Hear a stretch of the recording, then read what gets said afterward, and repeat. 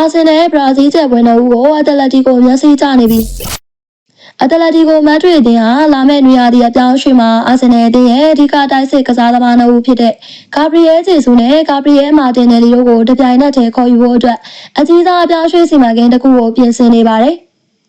အတလက်တီကိုနီးပြတီကိုစီမံနေရလာမယ့်ရာသီမှာသူ့ရဲ့တိုက်စစ်ပိုင်းကိုပုံမတောက်တင်အောင်တိစောက်ချင်နေတာဖြစ်ပြီးအာဆင်နယ်ကျပွဲနှစ်ဦးရဲ့မြန်ဆန်တဲ့ကစားဟန်နဲ့ဖိအားပေးကစားနိုင်စွမ်းတွေကအတလက်တီကိုရဲ့ကစားကွက်နဲ့အဝင်ခွင့်ချဖြစ်မယ်လို့ယူဆနေတာဖြစ်ပါတယ်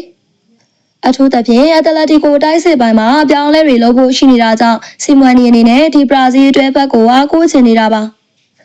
အာဆင်နယ်အသင်းဘက်ကလည်းအသင်းရဲ့ဗန်နာရဲ့အခြေအနေနဲ့ကစားသမားအသစ်တွေထပ်မံခေါ်ယူဖို့အတွက်တင်းတော်တဲ့ကမ်းလှမ်းမှုမျိုးရရှိလာခဲ့ရင်ဒီကစားသမားနှစ်ဦးစလုံးကိုရောင်းချဖို့စဉ်းစားသွားဝယ်ရှိနေပါတယ်ဂျေဆူနဲ့မာတင်နယ်လီတို့ဟာဒီရာသီမှာ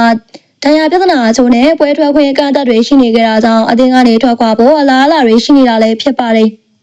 စည်ရင်းစရာတွေရာမာတင်နယ်လီယာဒီယာဒီပြိုင်ပွဲဆောင်မှာ19အထိသွင်းယူထားနိုင်တယ်လို့ဂျေဆူးကလည်းပါဝင်ကစားခွင့်ရတဲ့ပွဲစဉ်တွေမှာခြေစွမ်းပြနိုင်ခဲ့တာကြောင့်စီမွန်နီအတွက်တော့တကယ့်ကိုဆွဲဆောင်မှုရှိတဲ့ပြစ်မှတ်တွေပဲဖြစ်နေပါတယ်လက်ရှိအနေထားအရအာဆင်နယ်အနေနဲ့ဒီကစားသမားနှစ်ဦးစလုံးကိုရောင်းချပြီးအသင်းကိုအကြီးအကျယ်ပြုပြင်ပြောင်းလဲမှုတွေပြုလုပ်သွားမလားဒါမှမဟုတ်အသင်းရဲ့အနာဂတ်အတွက်ဆက်လက်ထိန်းသိမ်းထားမလားဆိုတာကတော့လာမယ့်နွေရာသီမှာအဖြစ်ပေါ်လာမှာဖြစ်တယ်လို့ဒါဟာအာဆင်နယ်ရဲ့တိုက်စစ်အင်အားအတွက်အရေးကြီးတဲ့ဆုံးဖြတ်ချက်တစ်ခုလည်းဖြစ်လာနိုင်ပါတယ်